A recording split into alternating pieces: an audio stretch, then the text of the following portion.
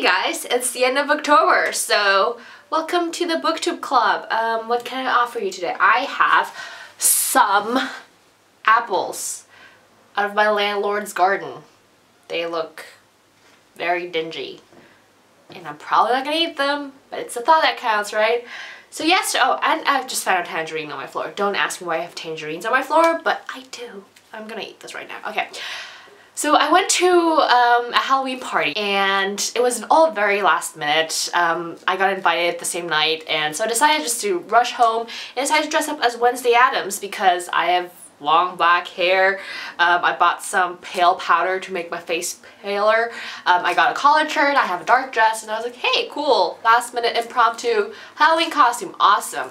Went there, nobody there knew who I was, which to me was very shocking because I'm like, I'm Wednesday Addams. How can you not know the Addams family? So this month I read 12 books. I had a serious YA contemporary problem at some point. I had 1 week where I read a book a day, which was insane. The first book that I read this month was The Strange and Beautiful Sorrows of Ava Lavender. I don't really know how to categorize this. It's not really fantasy, but it's like surreal YA contemporary, like with magical elements in it, and it follows a family, the Lavender family, from grandma to mother to daughter, who's Ava, and Ava is very peculiar because Ava was born with a set of wings. And the story doesn't just focus on Ava, but it also focuses on basically the life story of her grandmother, the story of her mom, and then leading to the story of Ava and their legacy, which is kind of strange. I really liked the book. There are a lot of things which are very metaphorical, a little bit too much meta, but it does give the book a certain kind of beauty to it. And I am still very confused by the ending because I'm not really sure what happened in the end. So if you've read the book, maybe you can tell me what your theory is about the ending. The next book was an arc, and it's 1,000 Pieces of You. This is YA science fiction with dimension traveling. It follows Margaret. She's the daughter of two very talented professors, and they do their research on dimension traveling. The story sets off with her dad dying and one of their assistants being the murderer and fleeing into another dimension. So Margaret decides to take the dimension jumping device and is aided by another assistant, and they go and chase that guy. So during the dimension hopping, you go to very different dimensions. Some dimensions are way off from the original dimension that Margaret comes from. Others are just slightly off, and you can tell how little changes can have a great impact. It's very interesting to read. It's not as mind-bending as I would have hoped, but it is quite entertaining, and I did enjoy it. Next, I read the long-awaited Blood of Olympus. I really liked the book. I had some issues with it, especially being Percy and Annabeth having a really small part in it, where actually this whole entire series, you know, Percy Jackson and Heroes of Olympus is based on Percy Jackson. I understand what Riordan was trying to do. He was trying to give the characters more of a spotlight in this book, develop other characters, but I just felt that the last book, it should have just drawn back to Percy. But then there are other characters who have been built up from book to book to book, and it seemed like Riordan dropped them in this book, and especially with Percy, I was particularly sad. But overall, I enjoyed the series a lot, and I can't wait for the next one, Magnus Chase. Then I read The Graveyard Book by Neil Gaiman, and I got this book a while back. I haven't read any Neil Gaiman so far. This is a middle grade book about a boy whose family gets murdered, and then he grows up in a graveyard. It has a lot of fantastical elements in it. It's just a really delightful yet slightly creepy read, which is very suitable for the month of October, even though I'm not really a seasonal reader, so you will see in a second. Especially with this book, I really enjoyed the simplicity of the words. I really liked the lightness of the story, even though this book covered some pretty dark stuff, in my opinion. Then I read The Young Elites by Marie Lu. I read the Legend trilogy back in spring and I loved it. So I was all over Marie-Lou when her new novel got published. I always thought the young elites were gonna be science fiction somehow. It's kind of the typical schema of there was a plague and out of the plague rose people with superpowers. So I was kind of thinking, maybe that sounds very science fiction-y. It's not. It's YA fantasy. It's YA fantasy.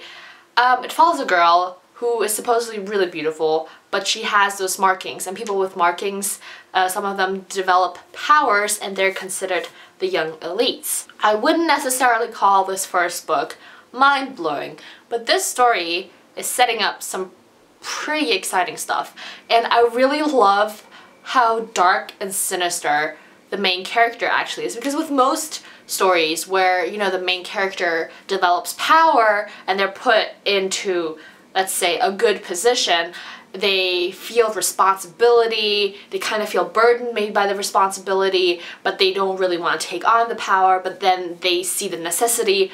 This character, not so much. She's afraid of her powers, but she harnesses her powers and she dreams about dominating other people with her power. So she has a very dark and twisted side to her, but then on the other hand she's also very afraid of what she can do, and I think that combination is very refreshing to read, and that's actually what I like best about this book. After that I started my contemporary binge.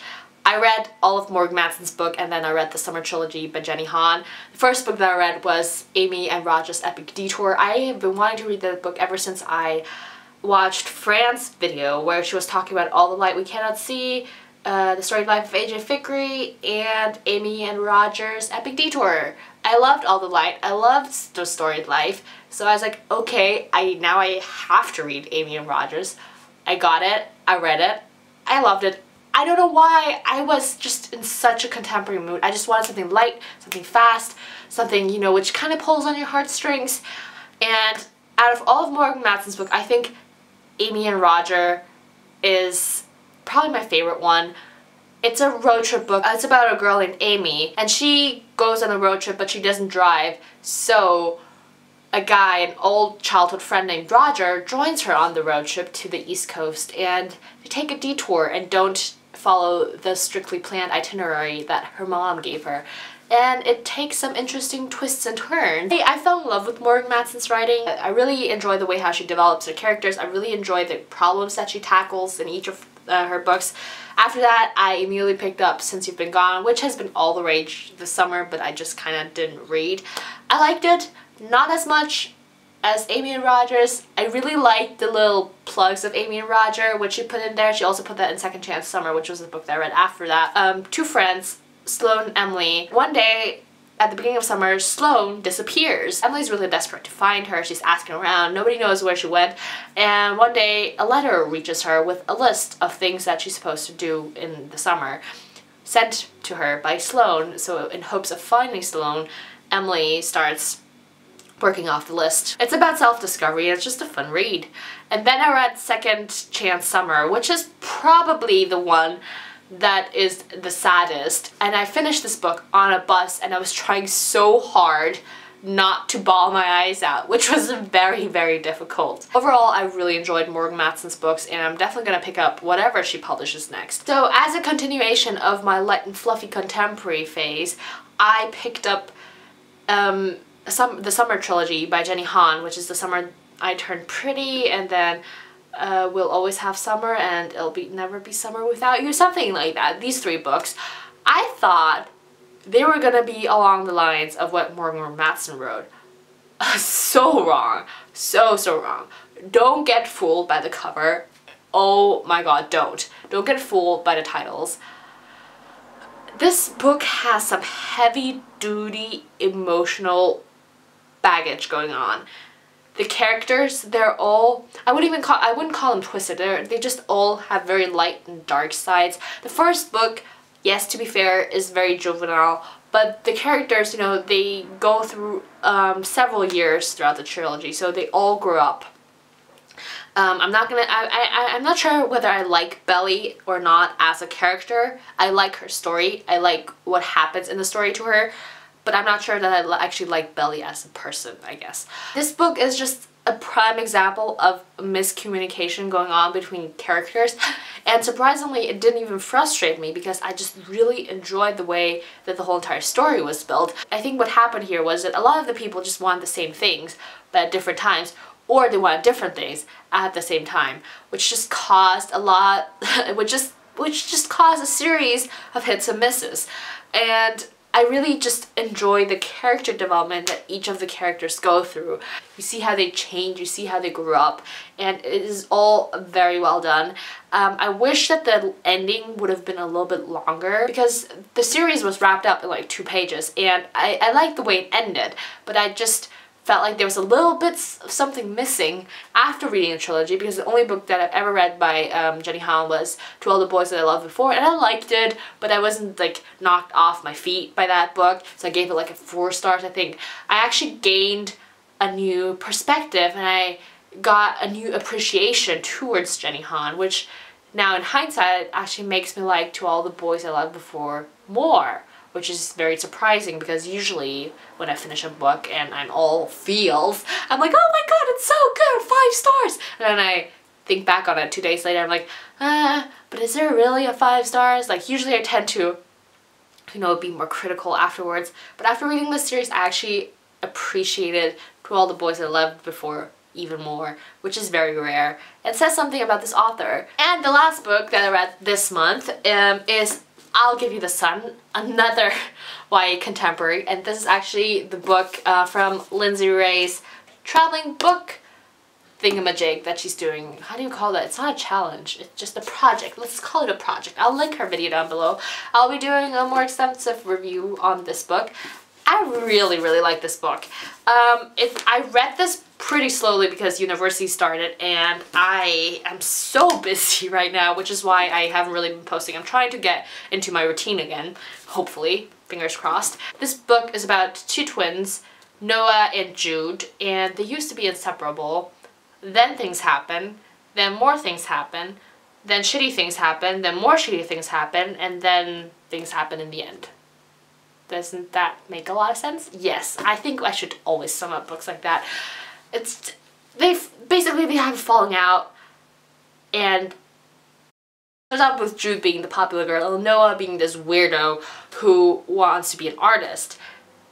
Flash forward 4 years, Jude is in art school and Noah turned into the typical jock person. You don't know what happened, they don't talk to each other anymore, and the story just gradually unravels. Again, there's a strong surreal element to it, even though I would call this more contemporary than the Lavender book. I had a little bit of a difficult time getting into this book because in the beginning I didn't know whether the surreal elements were actually metaphors or whether they weren't metaphors. Turned out that some of them are metaphors and some of them aren't.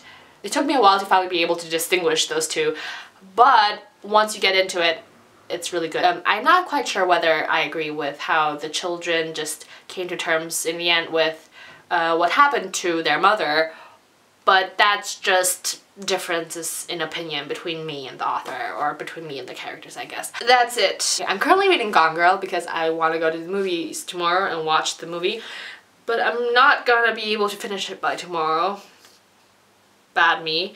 But yeah, I'm really enjoying it so far. Okay, thanks for watching. Bye-bye.